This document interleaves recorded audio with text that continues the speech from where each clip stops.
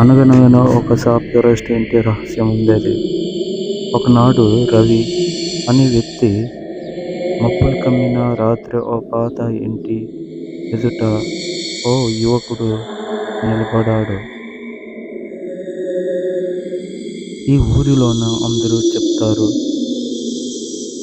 ఆ ఇంట్లో ఒంటరిగా వెళ్ళకూడదని. కానీ రవి అటువంటి మాటలు అసలు నమ్మేవాడు కాదు.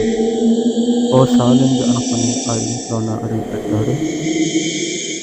ఆ ఇంటి లోపలికి వెళ్ళగానే ఓ మసక వెలుతురుతో అంతా చెదిరిపోతూ వింతగా అనిపించింది. ఇదంతా కేవలం పుకార్లు, భయపడాల్సిన అవసరమే లేదు అనుకున్నాడు రవి. పక్కనే ఒక గడియారం ఉండేది.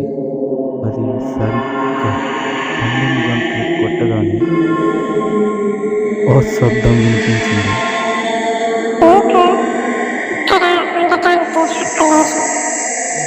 రవి ఒకసారిగా వెనుక తిరిగాడు. కానీ అక్కడ ఎవడు లేడు. గాలి బలంగా వీచింది. తలుపులు ఒక్కసారిగా బిగ్గరగా మోగింది. రవి గబగబా బయటికి పరిగెత్తాలని చూశాడు.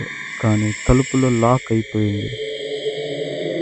అప్పుడు ఒక వైపు నుంచి ఒక శబ్దం వచ్చింది. నువ్వు ఇక్కడే ఉండిపోతావు, నన్ను మర్చిపోయారా అని వినిపించింది.